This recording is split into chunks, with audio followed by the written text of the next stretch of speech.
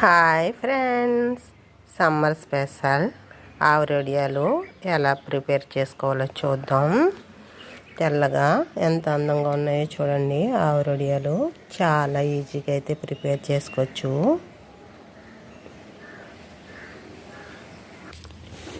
ఆవిరి వడియాలు ప్రిపేర్ చేసుకోవడానికి కావాల్సిన ఇంగ్రీడియంట్స్: నానబెట్టిన పెసరపప్పు కొంచెం, పచ్చిమిరపకాయలు, కల్లుప్పు, 10 గంటలు నానబెట్టుకోవాలి. మనం 10 గంటల్లో నానబెట్టుకుంటే సాఫ్ట్గా అయితే ఉంటుంది పిండి.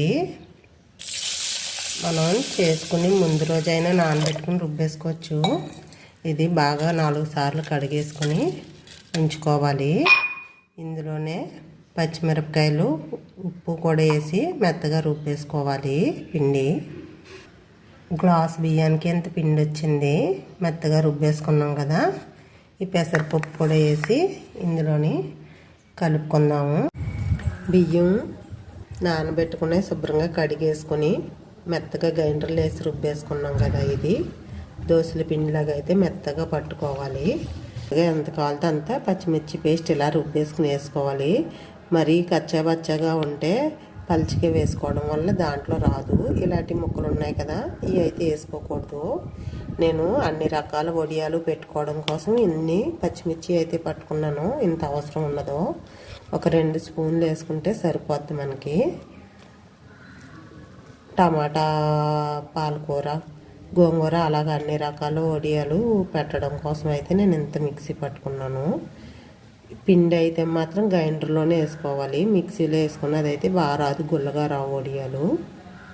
ఇంకా నానబెట్టుకున్న పెసరపప్పు టేస్ట్కి సరిపడగా ఉప్పు వేసుకుని కలిపేసుకుని మనం ప్రిపేర్ చేసుకోవడమే. దీనికి ఈ స్పూన్ అయితే సరిపోద్ది, వేసేసుకుని కలిపేసుకుందాం అన్నీ. సాల్ట్ సరిపోయింది, కారంని.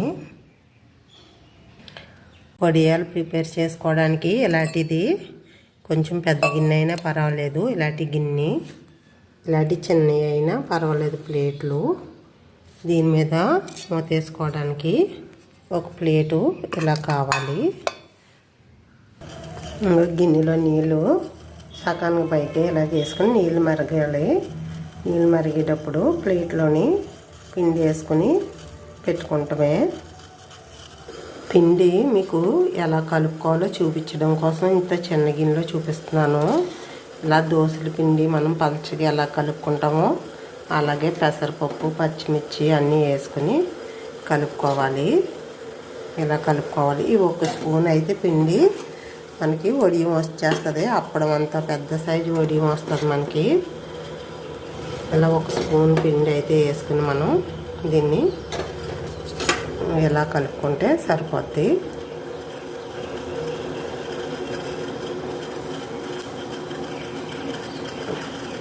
ఇలా దీన్ని పెట్టేసుకుని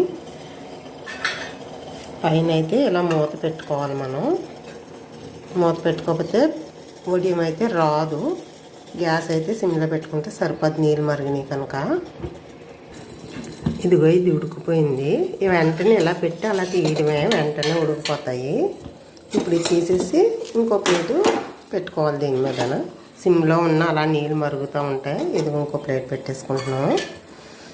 ఇది ఉడికిపోద్ది. ఇప్పుడు ఇది మనం విడిగా తీసేసుకుని ఎండలో వేసుకుంటామే. ఇలా పైకి కొంచెం స్పూన్తో లెగ్గొడితే వడియం వచ్చేస్తుంది మనకి. ఇది కూడా ఉడికిపోయింది చూడండి, ఇది కూడా ఉడికిపోయింది.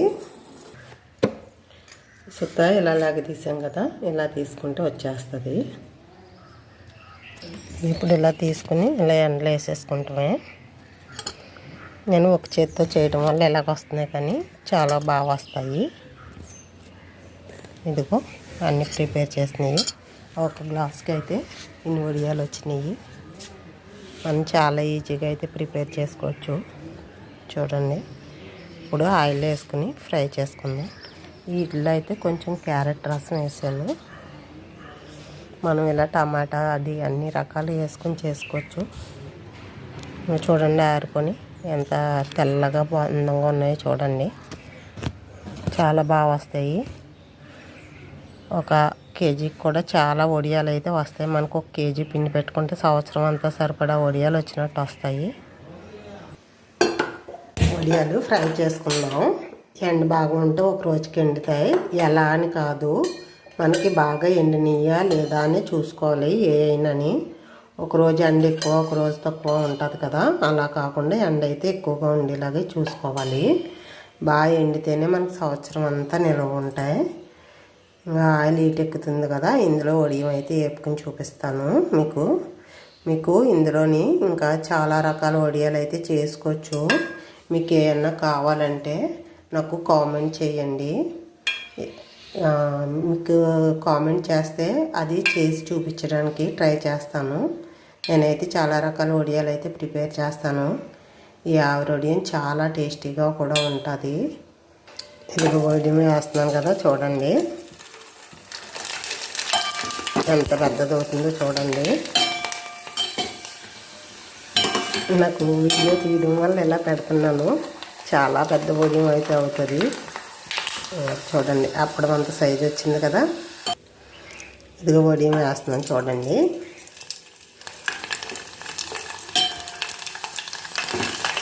ఎంత పెద్ద వడియం వచ్చిందో చూడండి. గ్యాస్ సిమ్లోనే పెట్టుకున్నాను, ఆయిల్ కాగింది కదా అందుకు.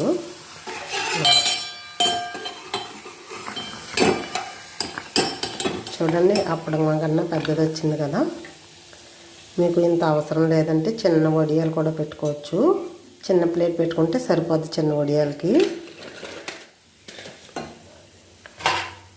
ఇదిగో ఇది చిన్న వడియం కదా, ఇది కూడా చూడండి ఎంత పెద్దది అవుతుందో. ఇదిగో చూడండి ఎంత అందంగా ఉన్నాయో తెల్లగానే. చాలా కమ్మగా టేస్టీగా కూడా ఉంటాయి, ఈజీగా కూడా అయిపోద్ది. అయితే మనం కొనుక్కుంటే ఇంకా ఈజీగా వచ్చేస్తున్నాయి కదా అని అనుకుంటున్నాం. నేను అనుకోవడం ఏంటంటే వాళ్ళంతా శుభ్రంగా చేస్తారని అనుకోను. ఇది టమాటా వడియం అండి. ఒకటి ఇందులో వచ్చింది. టమాటా, క్యారెట్, తోటకూర, కొత్తిమీర ఇలా మనకు కావాల్సిన ఫ్లేవర్స్ అన్నీ వేసుకుని చేసుకోవచ్చు మనం.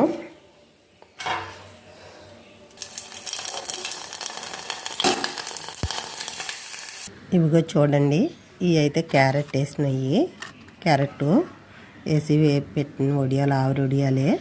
ఇవి అయితే మామూలు వడియాలే. ఒకటి టమాటా వేసిన వడియం ఇందులో అయితే వచ్చేసింది. కానీ చాలా గుల్లగా అయితే చాలా బాగుంటాయి చూడండి.